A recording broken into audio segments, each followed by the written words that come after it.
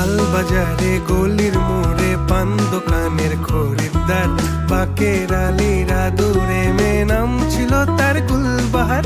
লাল বাজারে গলির মোড়ে পান দোকানের খরিদ্দার, বাকের আলীরা দূরে মেয়ে নাম ছিল তার গুলবাহার, নাম ছিল তার গুল